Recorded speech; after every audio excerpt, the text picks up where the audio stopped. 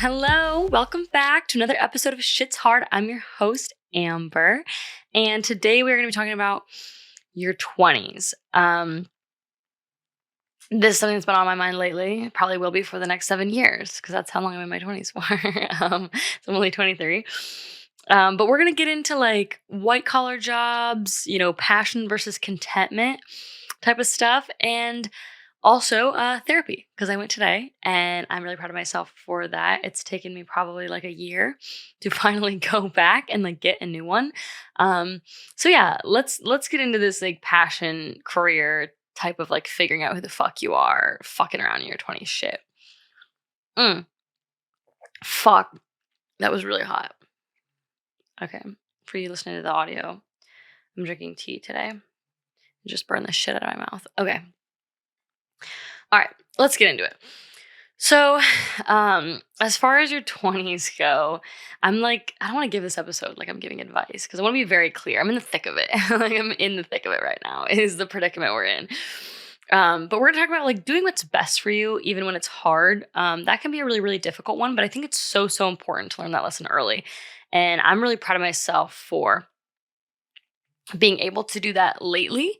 It applies in like so many areas of your life, but I feel like your 20s is like the time where like you have to start either making hard decisions or you like, I don't want to say take the easy route, but like kind of take the easy route for fear of like the unknown, if that makes sense. When I was having trouble with this, I don't want to talk about the breakup too much because I feel like every episode is starting to become about that. But when I started going to therapy and I was like struggling with the breakup and all that, my therapist had talked to me about like, it can be really comfortable to stay in a long relationship because just because you know what to expect. You know what to expect. And the unexpected is very, very scary. And if you leave him, you don't know what that's going to look like. It could be really good. It could be really bad. You could find something else even better. You could be really sad for a long time. Like you could find something different. It's like you just don't know what that looks like. And that's the scariest part. But I feel like your 20s is all about like jumping in head first to things that are really scary and kind of seeing what'll come of it. Kind of knowing what's best for you. I mean, hell, moving to fucking California was like a very scary thing. Very jumping into the unknown. I didn't have a job here. None of my friends had a job here. We barely even had a fucking plan. We had an apartment. That's like all we had when we drove here. None of us had any fucking plan or any idea. And that could have been really bad.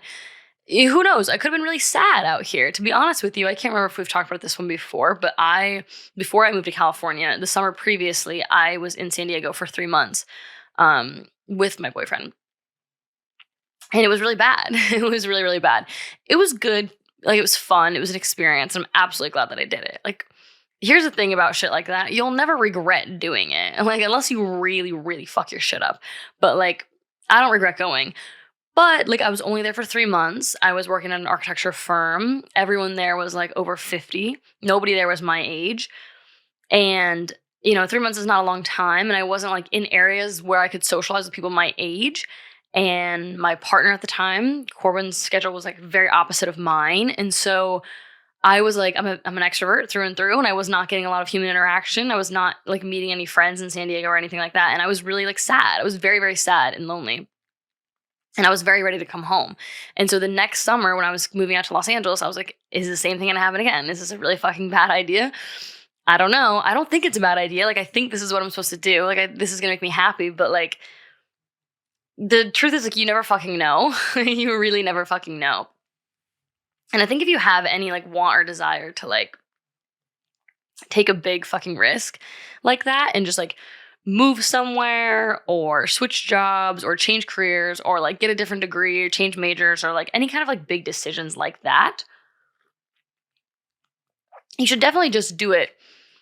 Because I feel like it's so important and nobody like acknowledges this as much. My parents certainly didn't. They don't have this way of thinking. Is like very little shit in your life is permanent. Like truly, like very little. When I was moving to California and I was so anxious and stressed about moving to Los Angeles because of how it went in San Diego, I was talking to my therapist and I was like, what if I don't make any friends? What if I'm really sad? What if this is like the wrong move? And she was so good at her job. Because one thing she had me do all the time, because I obviously have anxiety, and that's something that I work through all the time in therapy, um, is she would like, this sounds crazy, but like she'd be like, let's play out the worst case scenario. Like, you go to Los Angeles, what's the worst case scenario? What's the worst? Like, tell me what these fears are. What is this anxiety? What's gonna happen that's so bad that's like causing you this much stress? And I'm like, oh, I don't like it. I'm like sad there. I'm lonely. I don't make any friends. I whatever. And she's like, okay. She's like, what can you do if you go out there and that happens? Like, what's the next step after that? And I was like, I don't know. My life is over. Like, it's ended. And she was like, you can just come home. Like, you can go back on these decisions. And like the same thing is true for like many, many things in your life. And this, in some scenarios, might sound a little bit fucked up, but like even like relationships, every time you date someone, you're like running the risk of heartbreak. You're running the risk of like this ending, and it's like, but that's not a reason not to do it, like same exact thing with like taking these risks, switching careers. You might switch careers and you might fucking hate the next one more than you like the last one. But I feel like it's so important to recognize that like the worst thing you can do is stand still. The worst thing you can do is stay stagnant, especially if you're unhappy. I was like not happy in Ohio. I definitely was not satisfied there. And for me, I knew that I needed change. And so even if coming to LA was a really big mistake, it would have been like, at least I tried. Like if I would have came home and been like, all right, fuck, that was a bad idea. I lost a fuckload of money and I'm super unhappy. It would have been better to have tried. Like I think a lot of times we think of things in a very like literal way. Like, oh, if I came out here and like spent, a fuckload of money and like lost all my money and like came back home, very literally, that's like not great, like in a literal way, that's like not fantastic to like move across the country, waste a bunch of time, waste money, whatever, resources, that kind of thing. But we forget about the emotional aspect, and the emotional aspect is like equally as important as the very literal, if not more. If you're unsatisfied mentally in a space, personally, like when I'm unsatisfied in a space, I think it's really, really important that I get the fuck out. Like I really do think that. I think it's very, very important to remove myself from situations where I'm not happy because, well, what the fuck's the point? Like, you know what I mean? Like it's the same thing with like, oh, okay, well, if I stayed in Ohio and I would have had money and had a job and probably could have bought a fucking house by next year. Genuinely, what would be the point? What would be the point in having like a house in Ohio if I'm unhappy? If I'm not like, if every single day I wake up and I fucking hate my job, like what's even the point? Like there's no point. There's no flip side of like physical things that can outweigh the emotional things. Like, you know what I mean? Like there's no physical material goods and that kind of thing that can outweigh you being mentally miserable. I don't think, personally. Quality of life is something I've been thinking about a lot lately. And that's something we talked about in therapy today, in my very first session. Also, if you're wondering, it went really well. It went really, really well. And I'm glad that I went. I'm glad I pushed myself to do the hard thing because that was like probably 2 months I've been trying to push myself to actually fucking get in and shit. So I'm glad I did, and it went really well. But we were talking about quality of life. And something that I've thought about many times before is like people who are like working their jobs just to get the paycheck at the end of the week. You like hate your life Monday through Friday so that you can enjoy your life Saturday, Sunday, versus like passionate people. And I don't know, I used to make fun of those kind of people, to be honest with you. I used to be like, if you're like working your job that you fucking hate for 40 hours a week, that's literally 40 hours every fucking week. Like, what even is that yearly? I don't even fucking know. Like, for me, that's just like so much time where you're unhappy. It's like the time that you're spending unhappy is not even outweighing the time that you are happy. Like, let's say you work a job that you fucking hate, but it pays really, really well. And so you're able to take your family on a really nice vacation once a year. And you're able to like go on really nice dinners on the weekends. For me, it's like that wouldn't be worth it because the literal time spent like working a job that you hate is not even outweighing the literal time you get to spend enjoying your life. And I don't know, like I said, I used to make fun of people who live their lives that way. I know many people like that.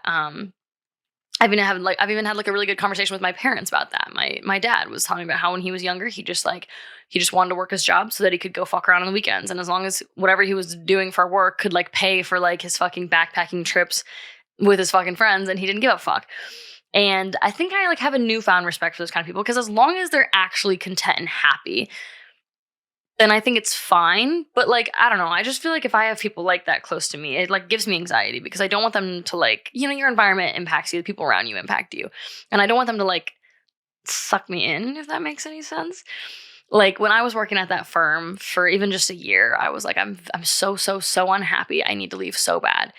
This isn't worth it. And I was making like pretty good money. I mean, I made enough in like one summer to literally move my ass across the country, like and get to Los Angeles and like pay my first month's rent, pay my deposit and all that shit, which was very, very nice. And I'm like grateful for that job and the opportunity that it was able to pay for that, you know?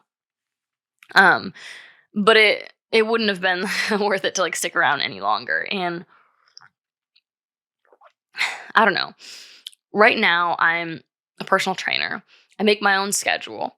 You know, obviously, my schedule is mostly built around my clients, but I have the opportunity to, and I'm trying to like move all my clients to the morning. I'm a morning person. I would love to take all my clients in the mornings and be done by like freaking 2 p.m. or some shit.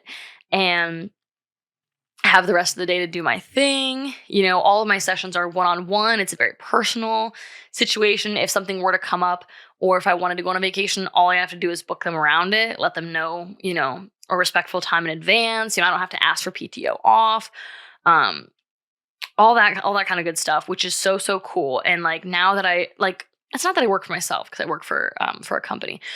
But still, like my schedule is all mine. I get to decide. When I'm talking to my clients, I tell them like, oh, no, I can't take you on Sunday. I'm not in the gym on Sundays. I can't take you Thursday. I don't work on Thursdays, whatever. And my quality of life is just insane compared to when I was at that 9 to 5. And again, like I'm not shitting on anyone who's had a 9 to 5. If that's what makes you happy and you genuinely feel like you're content, and especially if you like the work, I feel like that's a different story. Because I do have friends who like, you know, I have friends who are nurses, friends who are in medical school and shit like that. And it's like, you know, obviously if that's your passion is medicine, you're kind of are subject to be in an office. And if that's like really filling your cup and it's making you happy, then it's probably worth it. Like it's probably when you're there, it's probably worth it. But for me, when I was working a job that I wasn't super passionate about, and there's so much of your life is subject to these people, you know, your schedule, you know, you can't just take time off. You can't just go, whatever. You only have so many sick days. It's like kind of crazy. Or it's like when you work for yourself, like I can get sick whenever. And my clients are the most understanding people ever. And so obviously if I'm like, hey, I'm sick, I cannot come in, I don't want to get you sick. It's like a very human experience, if you will. Like, obviously, a capitalistic society comes with its own bullshit of like, you know, like working under other people. You know, your promotions and the money that you make is subject to somebody else's decision. When you work for yourself, how much you make is more reliant on you and yourself.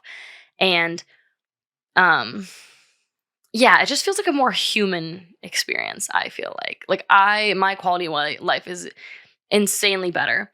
That even I think which is interestingly enough, because I'm a creature of habit, and I talked about this in therapy too, about routines and how good they can be, especially for people with anxiety.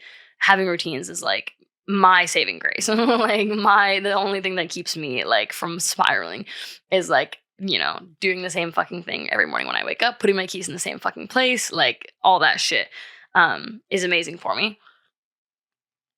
But interestingly enough, I think that's what's really nice about my current job is that it's like semi-routine. You know, for the most part, I see my clients at the same time every week. But obviously it's very subject to change. You know, when you're at a 9 to 5, you're working, like when I was at that firm, I was working 7:30 a.m. to, I think, 4:30 or 5:30 p.m. I can't even remember. Let's just say 7:30 to 5:30, I think it was. 7:30 a.m. to 5:30 p.m. Monday through fucking Thursday, every single week. Fridays were half days. Like that's the set schedule. That's where you'll be at that time. Like no ifs, ands, or buts, no changes. Like PTO needs to be asked for, sick days need to be asked for in order for like that to change. Whereas I kind of like the fluidity of my current situation. Yes, I do see my clients for the most part at the same time every week, but things come up and things change. And if they have an appointment, we can just reschedule it for another time. Or, you know, if they're on vacation for a week, then like, okay, cool. Then I get to get up an hour later the next week or whatever. Or obviously like sometimes clients are coming and going. So I get a new client and that changes my schedule a little bit. And then I, you know, whatever, I lose one for a little bit. And I don't know, I feel like I kind of like that a little bit. Like I like It would be a little bit weird, I think, if I took the exact same clients at the exact same time every week and like nobody changed anything for like months at a time. I think that would maybe drive me a little bit crazy, interestingly enough, because that's like a good thing to have. Like consistency is a good thing to have as a personal trainer. And of course, some of my clients are like very, very consistent and whatever. But I don't know. It's like I enjoy how my everyday it looks different every day. You know what I mean? I take different clients on different days. For whatever reason, I don't have a lot of evening clients booked on Tuesdays, which is kind of nice. I didn't really plan for that, but like then I'm done by like freaking like noon on Tuesdays, which is nice. And then, I'm usually there like later in the evenings. Everyone wants to work out Monday, Wednesday, Friday. I noticed my Monday, Wednesday, Fridays are like really booked. And so yeah, like my days are different then. So it's just like, I don't know, it's different every day. Which is interestingly enough, at the same time though, I get up mostly at the same time every day too, because I have my consistent morning people. But yeah, I feel like I kind of enjoy that part of it, which is kind of interesting. But what I want to talk about is like, for me right now, working this job where I pretty much make my own schedule. I don't necessarily work for myself, but I do make my own schedule. And that alone just has improved my quality of life insanely. Just having that control makes me like calmer. You know what I mean? Just if anything comes up, like back in June, my grandpa had passed away. And so I needed to go home for the funeral. It was like it's just like a calm thing to know that I don't have to worry about telling anybody anything or getting permission from anyone or getting any kind of paperwork. If I were to get sick again, like I just can I just have to talk to my own clients and tell them what's going on, but I don't need to go through anybody else. And that is just like a very it's like a stress relief, really. I was talking to my therapist today and we were talking about like routines and whatever. And she was like, how do you handle your anxiety and my productivity anxiety from when I like I'm always feeling like I'm like wasting time and not working on things and getting shit done. And I was like, I have this note on my phone. I think I've talked to you guys about this before. I have a note on my phone. It's called Shit I Gotta Do Today. And it's got bullet points at the top. So in the morning, it's kind of like a template. In the morning, I'll go out and fill out all the bullet points of whatever I want to get done that day. And then I have like a time sheet at the bottom where it's like, it starts at like 6 a.m., goes to like midnight. For the most part, I fill out like, what time slot each thing is going to do. And I was explaining this to her and I was like, but I leave a lot of time. So I was like, all those bullet points that I put at the top, they could be give Princess a bath. They could be make a TikTok, record an episode, do laundry, clean the bathroom, like whatever it may be. I was like, I put them in this calendar at the bottom that I wrote and they all get an hour. Like what I mean by that is like, if the task doesn't take an hour, I still give an hour. So like I'll put on this schedule, like all the details of the day. So I'll put gym. That takes me roughly an hour. And then under that, I'll put shower. Showering does not take me an hour. Maybe after that, I'd put dinner. Dinner usually doesn't take me an hour, maybe 45 minutes. And making a TikTok, an hour. Like every single thing I block out an hour for. And if it takes longer than an hour, I'll block 2 hours for it. And I do that purposefully, even if it doesn't take an hour, to ensure that I can do everything relaxed. And I feel like that's the key. Like once I started doing that, I was like, oh, I've unlocked something here. Because for one, when I wake up, so this is like something that happens to me frequently. I'll wake up in the morning, and if I were to wake up on a day where I didn't have anywhere to be in the morning, let's say, so I didn't set an alarm, and I wake up at like 10 a.m. God forbid I woke up at 11 a.m. Let's say I woke up at 11 a.m. on a Saturday morning.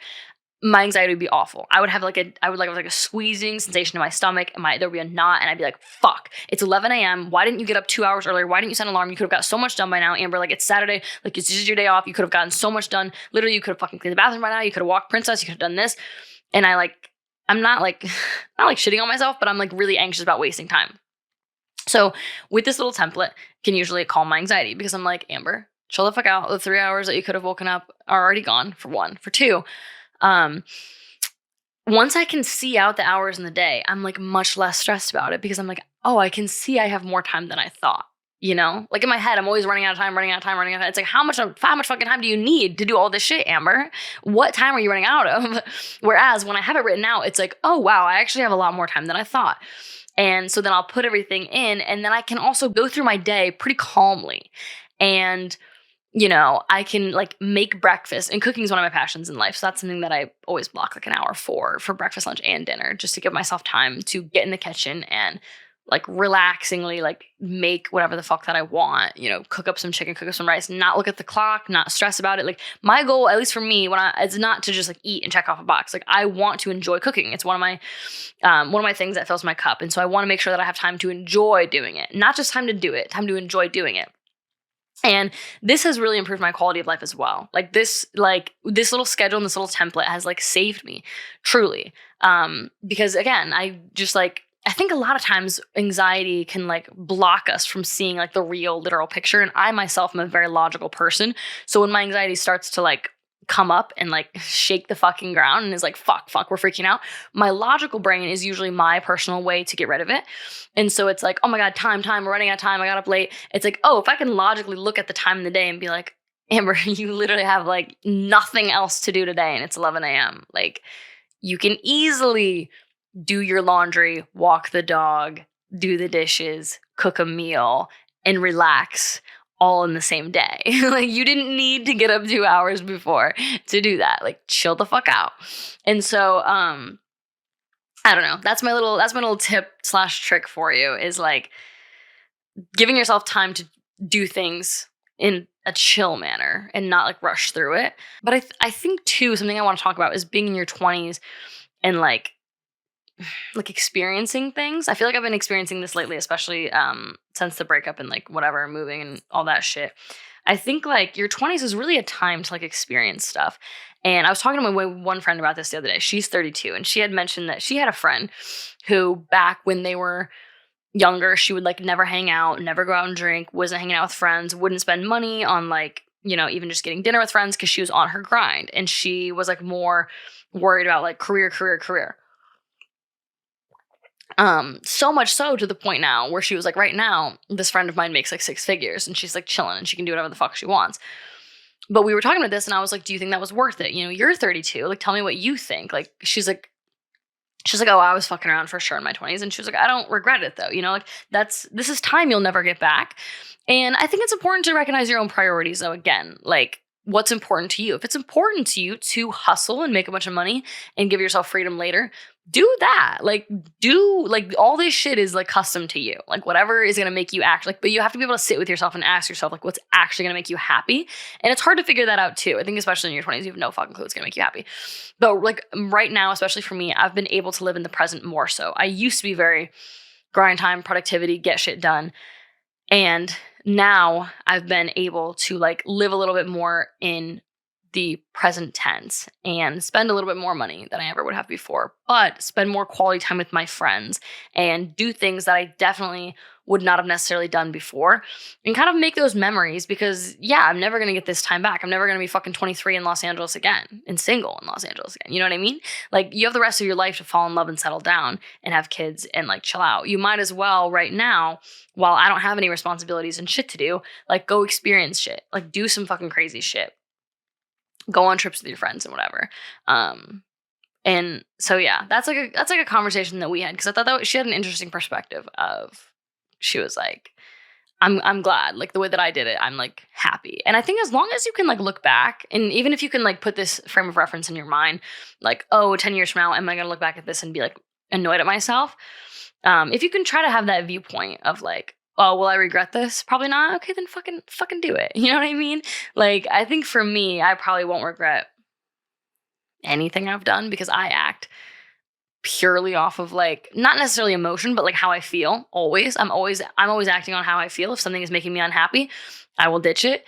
Doesn't matter the very literal things, the other things that follow, because those can always be solved. But you can't make something make you happy. You can't make a circumstance make you happy without changing something about it. And so, I feel like I doubt I'll have very many regrets because I make decisions heavily based off of the way that things make me feel. People make me feel. Circumstances make me feel. My job makes me feel. Career, all that kind of stuff. And if something's making me unhappy, I have no issue realizing that something has to change. So that's definitely some shit we're working on this week. It's going to be like trying to get organized on like what we want out of life. And that sounds so much easier said than done. But just kind of like thinking about that priority list of like what's important to me right now, what's going to be important to me in 10 years. I think it's really hard with social media. Something that stresses me out is when I see those like stocks TikToks that are like, oh, like if you're 21, like, and you put away $10 every month from whatever, like you'll have $1 million by the time you're like, that stuff used to give me a lot of anxiety because I felt this fear of like running out of time. Like, obviously right now it's like, oh, cool. Like I have my youth. I'm 23. I'm like given this precious gift of my 20s and I get to like enjoy it. And like, there's just like no telling like what I'm gonna be fucking doing next week. And like, this is crazy. This is fun. Who knows where I'm gonna be in 10 years? Like, I'm obsessed. Like, how great is this? But at the same time, it can come with a very big load of anxiety of, oh, like I'm running out of time. And this gift of my 20s is so precious. And, you know, if you're 50, you know, you can't just go back to 21 and like start investing and start grinding. And, oh, I could have bought a house by this time if I would have done this. And so I felt a lot of stress from that in social media. Luckily, I feel like I've been able to step away from that and recognize that like that's not for everyone. And whatever I'm doing with my life is fine. And I don't like need, it's like there's no playbook here, right?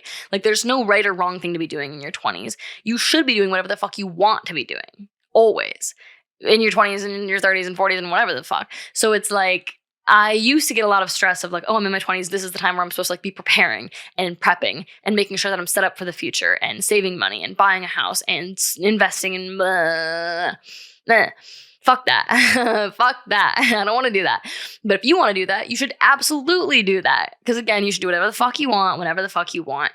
And that's the lesson learned. So we're going to try to get organized about like what our personal wants and needs are and try to recognize like, are you taking steps right now to do that? You know, like maybe ask yourself, this would be the shit I'm wondering this week is going to be, how would you rate your quality of life on a scale of 1 to 10, taking into account like all aspects, you know, where are you living? What's your living situation? What's your career? How is your job? The time that you spend at your job? What are your hobbies? What are your passions in life? And things that make you happy and fill your cup. And are you spending time doing them? And how would you rate your quality of life given all those factors, scale of 1 to 10? I would say for me, back in 2022, when I was working at that firm and I was in Ohio, probably a 6.5. I wouldn't say that I was like really, really, really depressed or anything, but certainly every day it was hard for me to get up in the morning.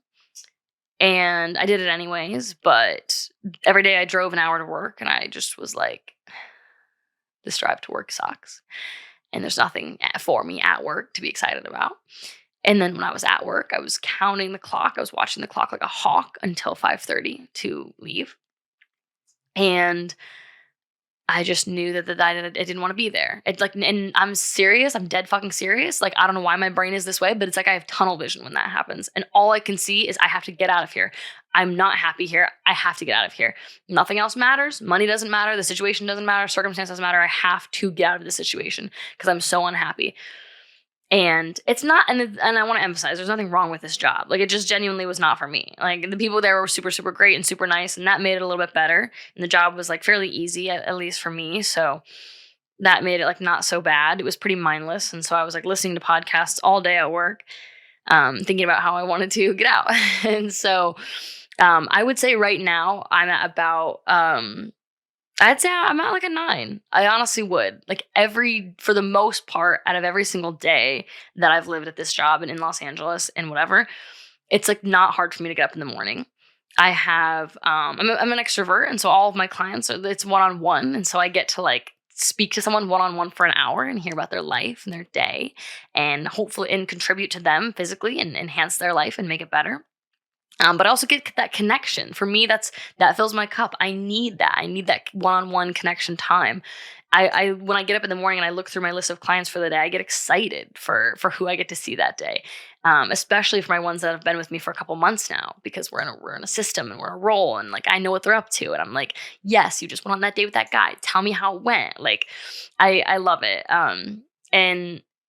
And yeah, so I feel like when I was working at that firm, every single day I was like counting the hours. When do I get out? When do I get out? When do I get out? Right now with my job and my life and whatever, I'm like genuinely just living in the moment. I'm not like looking for what's the next thing, what's the next thing, what's the next thing. I'm like literally just chilling. I'm like just vibing, which is so nice and so underrated and very, very important, more important than money and security and all of that other shit, at least to me. But again, we're figuring out what works for us this week. So let me know what you're thinking. Let me know what your quality of life is, what you'd rate it, scale 1 to 10. Or don't. You can give that to yourself, but just do it for yourself. Do it for me, but just say it to yourself and really sit with that and think about it. And if that number is a little bit low, lower than a 5, I would say, let's start asking some questions. Let's start like seeing how we can fix that, looking at the circumstances and figuring out like where can we go from here and what changes can we make to make that number a lot higher. Okay. So that's all I've got for you this week. Those are the shit I've been thinking about. Struggling in my 20s. This episode could probably have like 20 parts to it, but that's what I've got. That's the shit we're working on this week. So if you want to hear more from me, you can go to my TikTok, my Instagram at Amber Meisner with 2 R's, and I will see you on the next one because this shit is hard.